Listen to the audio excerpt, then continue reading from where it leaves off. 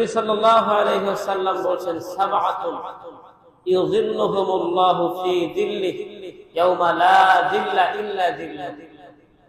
নবী সাল্লাল্লাহু আলাইহি ওয়াসাল্লাম বলেন যেদিন আল্লাহর ছায়া ছাড়া, আল্লাহর ছায়া ব্যতীত আর কেউ ছায়া দিতে পারবে না, ওই সময়ে 7 শ্রেণীর মানুষকে আল্লাহ সুবহানাহু ওয়া তাআলা তার আরশে আজিমের নিচে ছায়া প্রদান করবেন।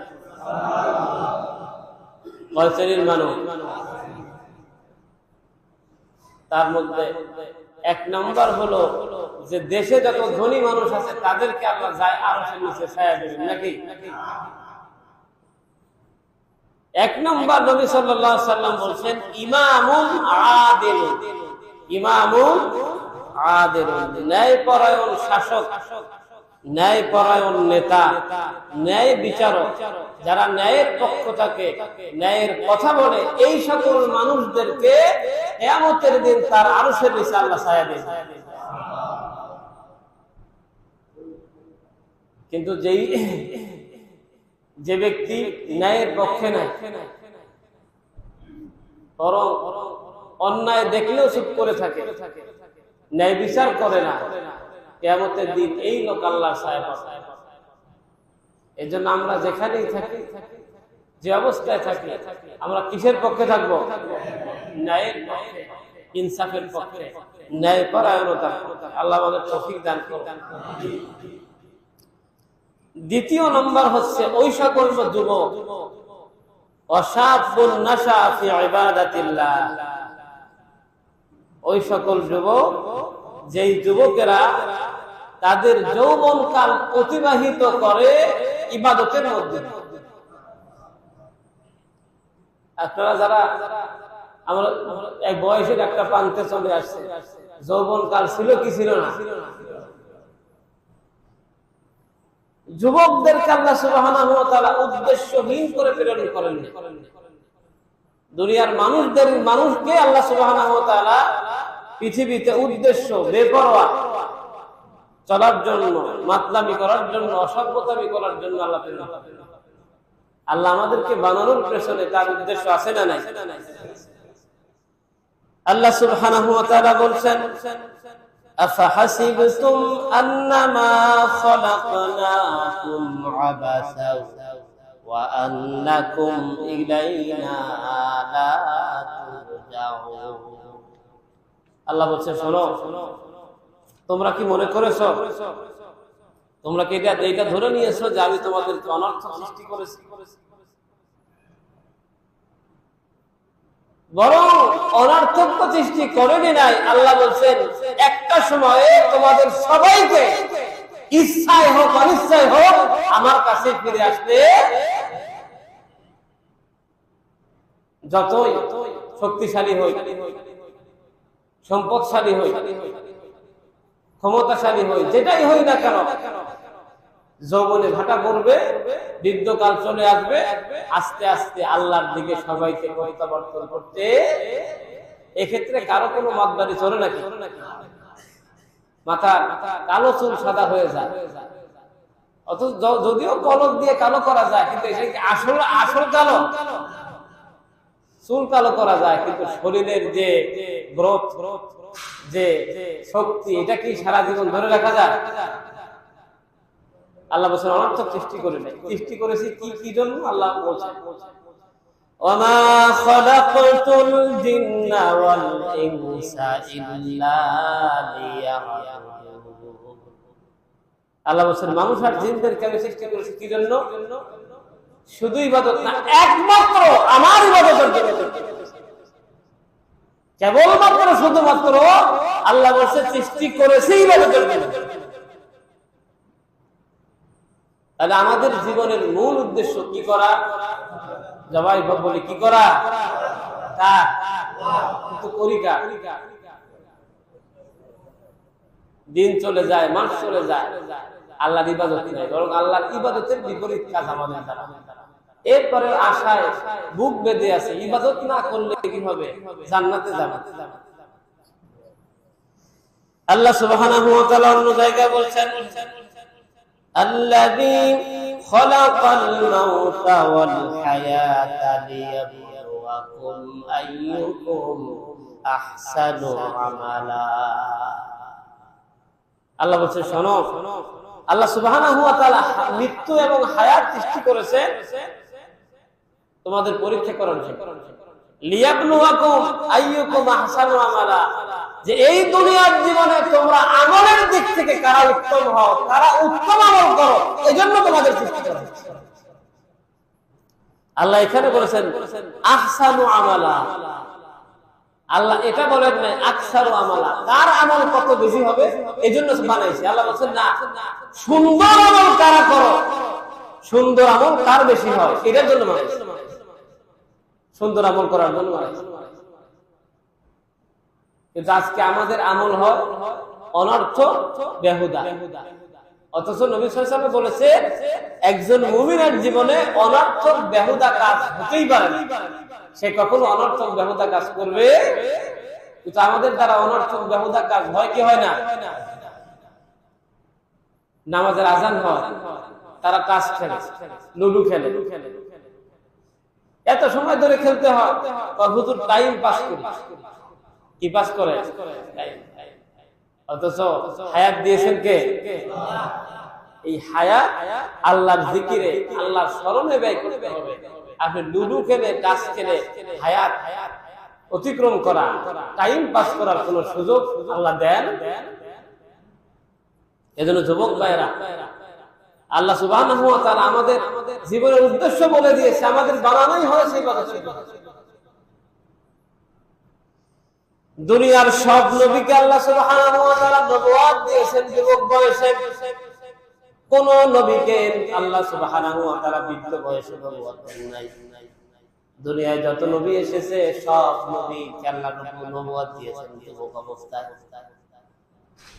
মূসা আলাইহিস সালামের ব্যাপারে আল্লাহ বলেন, ওয়ালাম্মা বালাগা আশুদ্দাহু ওয়াস্তাওয়া আতাইনাহু হুকমান ওয়া ইলমা।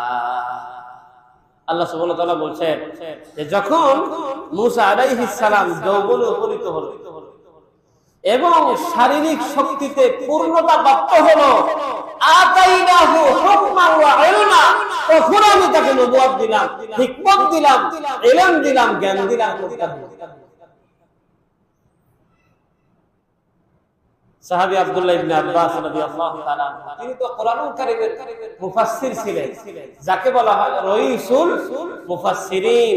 আব্দুল্লাহ ইবনে আব্বাস রাদিয়াল্লাহু তাআলা তিনি বলছেন যে আল্লাহ সুবহানাহু ওয়া তাআলা একমাত্র যুবক বান্দাকে আল্লাহ জ্ঞান দান করেন, আর যাবতীয় কল্যাণ লাভ করা সম্ভব যুবক বয়সে।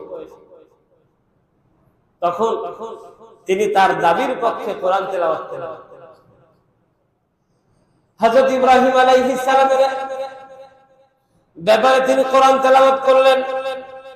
ইব্রাহিম আলাইহিস সালাম যখন দেখলেন তার জাতির লোকেরা মূর্তি পূজা করে, তাকে রেখে যখন সব লোকেরা মূর্তি পূজা করার জন্য যখন তারা মেলায় চলে গেল, তিনি মন্দিরে ঢুকে সব মূর্তিগুলো ভেঙে ফেললেন, কয়টা ছাড়া। বড়টাকে বাদ দিয়ে সবগুলোকে কি করলেন? তারা মেলায় থেকে ফিরে এসে দেখলো সব মরে গেছে। জেতা কয়টা? ওটাকে আসলে জেতা না, ওটাও মরা। সর্বনাশ, এই কাম করলো কে? কোরআন বলছে। ইবনে আব্বাস রাদিয়াল্লাহু আনহু এই আয়াত তেলাওয়াত করলেন। তিনি বললেন, সালাম মান ফাআলা হাযা বিআয়াতিনা। ওই সমাজের মানুষগুলো তারা বলল, আমাদের দেবতার সাথে এমন আচরণ কে করলো? সবগুলাকে ভেঙে চুরে চুরমার করে ফেলে দিল একটা সারা। যখন সমাজে প্রশ্ন উঠল, মূর্তি ভাঙলো কে? ক্বালু সামি'না ফাতান ইয়াযকুরুহুম ইউকালু লাহু ইব্রাহিম। তখন লোকেরা বলল যে শুনেছি ইব্রাহিম নামে এক যুবক, সে আমাদের দেবতাদের সমালোচনা করে, এই কাম সেই করেছে। ইব্রাহিম আলাইহিস সালাম, ইবনে আব্বাস রাদিয়াল্লাহু আনহু বললেন, ইব্রাহিম আলাইহিস সালামও কল্যাণপ্রাপ্ত হয়েছেন, জ্ঞান প্রাপ্ত হয়েছেন, সত্য চিনতে পেরেছেন কোন বয়সে? এজন্য কল্যাণ লাভ করার সময়, চরিত্র গঠন করার সময়, জান্নাত লাভ করার মূল সময়, মোক্ষম সময় কোন সময়? কোন কাল? যৌবন কাল। কথা বলে না, কোন কাল? এজন্য আমাদের যুবকেরা যাতে করে যৌবন কালের এই সময় আল্লাহর ইবাদতে কাজে লাগাতে না পারে, এজন্য বিভিন্ন মোহ তৈরি করে দেওয়া হয়েছে। এই মোহর একটা মোহ হলো খেলাধুলা। একটা মোহ কি? খেলাধুলা, উন্মাদনায় যুবকরা এমন ভাবে লিপ্ত হয়েছে যে নামাজ নাই, রোজা নাই, চরিত্র নাই, সব নষ্ট করে দিচ্ছে। আমি কি কথা বানায় বলছি? আল্লাহ এর থেকে হেফাজত করুন বলে আমি। অথচ ওই সকল মানুষদেরকে আল্লাহ পরিত্যাগ করতে বলেছে যাদের জীবনের মিশন আর ভীষণ উদ্দেশ্য হলো খেলাধুলা। আল্লাহ যারা যাদের কোনো ধর্মকর্ম নাই, যাদের দিন নাই, যাদের জীবনের মূল উদ্দেশ্য হলো খেলাধুলা, খেলতামাশা কিভাবে করতো আল্লাহ ইমানদারদের বলেছেন খবরদার তাদের সাথে তোমরা থাকবে না। তাদের অনুসরণ তো দূরের কথা, আল্লাহ বলেছেন তাদেরকে পরিত্যাগ করো। যাদেরকে আল্লাহ বলেছেন পরিত্যাগ করো, আমরা তাদেরকে কি বানাইছি? বন্ধু বানাইছি। তাদের চুলটা, আমরা আমাদের চুলটা কাটি তাদের অনুসরণে, আমরা আমাদের পোশাক করি তাদের অনুসরণে। আল্লাহ এই উন্মাদনা থেকে আমাদের যুবক ভাইদের হেফাজত করুন। একটু জোরে সোরে কর না আমি। এরপরে যৌবন কাল হলো ইন্নাহুম ফিতিয়াতুন আমানু। যৌবন কাল হলো একটা পরীক্ষার সময়, নানান পরীক্ষা সামনে চলে আসবে। সেই পরীক্ষা যদি উপনীত হতে পারি, আল্লাহর ইবাদতের মধ্য দিয়ে যদি জীবন কাটাতে পারি, তাহলে আমি সফল মানুষ হিসেবে পরিগণিত। আল্লাহ আমাদেরকে যৌবন কাল ইবাদতে কাটানোর তৌফিক দান করুন। রাসূলুল্লাহর একজন যুবক সাহাবী, যার উপাধি ছিল যুলবি জাদাইন, দুই কম্বলের মালিক, দুই কম্বলওয়ালা, যে সাহাবীকে বলা হতো, যিনি ছিলেন এতিম। নবী সাল্লাল্লাহু আলাইহি ওয়াসাল্লাম যখন মক্কায় দাওয়াতি কাজ শুরু করলেন, তখন এই যুবক, যার নাম ছিল আব্দুল উজ্জা, নবী সাল্লাল্লাহু আলাইহি ওয়াসাল্লামের কাছে কালেমা পড়ে মুসলমান হবেন সিদ্ধান্ত নিয়েছেন। এমত অবস্থায় তিনি নবী সাল্লাল্লাহু আলাইহি ওয়াসাল্লাম মক্কা থেকে হিজরত করলেন। মুসলমান হওয়ার আগে হিজরত করেছেন। এতিম ছিলেন, চাচার বাড়িতে থাকতেন। চাচাকে গিয়ে বললেন যে মুহাম্মদ সাল্লাল্লাহু আলাইহি ওয়াসাল্লাম যে ধর্ম প্রচার করে, আপনি কি সেটা কবুল করবেন? চাচা কয় কখনো না। ভাতিজা বলল যে আমি তো তার ধর্ম কবুল করব। চাচা বলল যে তুমি যে তার ধর্ম কবুল করবা, ইসলাম কবুল করবা, এর পরিণতি ইসলাম কবুল করলে তোমাকে আমার সম্পত্তি থেকে বঞ্চিত করতে। এই যুবক বলল যে আপনার সম্পত্তি আমার প্রয়োজন নেই। সম্পত্তির আশা ছেড়ে দিলেন কিসের জন্য? সবাই বলে না কিসের জন্য? থাকার জায়গা নাই, এতিম মানুষ চাচার কাছে থাকে, শুধু ইসলাম কবুল করবে এজন্য চাচার বাড়ি ছাড়লেন, সম্পত্তি হয় সব ছাড়লেন। সর্বশেষ চাচা বললেন যে তোর গায়ে যে পোশাক আছে, পরনে যে লুঙ্গিটা আছে, ওটা আমি কিনে দিছিলাম, এটাও খুলে দিই। যুবক মানুষ গায়ের জামা খুলে দিলেন, পরনের লুঙ্গি খুলে দিলেন। কিসের জন্য? তাহলে ইসলামের জন্য ত্যাগ করতে হবে। সবকিছু খুলে দিয়ে যুবক মানুষ লজ্জাস্থান হাত দিয়ে চেপে ধরে মায়ের কাছে আসছে। মা এই অবস্থা দেখে তার দুই হাত দিয়ে তার চোখ চেপে ধরে বলতেছে এই অবস্থা কেন? সব খুলে বললেন। মা বললেন যে তুমি আমার কাছে কি চাও? ছেলে বললেন যে যদি পরনের কিছু থাকে সেটা আমাকে দাও, আমি করি। একটা কম্বল দিল, হাদিসে এসেছে কম্বল বা চট, সেই চটটাকে দুই ভাঁজ করে দুই টুকরা করলেন, একটা পরলেন আর একটা গায়ে দিলেন। এজন্য তাকে বলা হয় জুলবি জাদাই, দুই কম্বল। মক্কা থেকে হেঁটে রওনা করলেন মদিনা। সুবহানাল্লাহ। আল্লাহর নবী সাল্লাল্লাহু আলাইহি ওয়াসাল্লামের কাছে যাবেন, গাড়ি নাই, টাকা নাই, পয়সা নাই, খাবার নাই। মক্কা থেকে রওনা করলেন, হাঁটতে হাঁটতে কয়েকদিন অতিক্রম করে মদিনায় পৌঁছে গেলেন। মসজিদে নববীর সামনে বসা রাসূলুল্লাহ মসজিদের মধ্যে তাকায় দেখলেন যুবক বসা, গায়ে কোনো পোশাক নাই, একটা কম্বল জড়ানো আর কম পরনে একটা কম্বল। জিজ্ঞেস করলেন তোমার এই অবস্থা কেন? সব খুলে বললেন। রাসূলুল্লাহ যুবককে আদর করে ডেকে নিয়ে কালেমা পড়ে মুসলমান বানিয়ে দিলেন। এজন্য যুবক ভাইরা, ইসলামের জন্য ছাড়তে হবে ওই সকল মানুষদের যারা ইসলাম চায় না। কথা বলেন ঠিক কিনা? রাসূলুল্লাহ নাম ছিল আব্দুল উজ্জা, রাসূলুল্লাহ নাম পরিবর্তন করে দিলেন, রাসূলুল্লাহ নাম লিখে দিলেন আব্দুল্লাহ। কি নাম রাখলেন? রাসূলুল্লাহ তাকে বললেন তুমি মসজিদে নববীতে থাকবা। মসজিদে নববীতে আহলে সুফফার লোকেরা ছিল, যাদের বাড়ি ঘর ছিল না, মসজিদে থাকতো।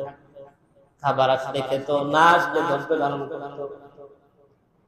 ওই আব্দুল্লাহ মসজিদের মধ্যে থাকে আর কোরআন তেলাওয়াত করে, কোরআন শিখতেছে, জোরে জোরে চিল্লায় চিল্লায় কোরআন পড়ে। অন্য সাহাবীরা রাসূলের কাছে গিয়ে অভিযোগ দিলেন, ইয়া রাসূলুল্লাহ, ওই যে আব্দুল্লাহ কিছু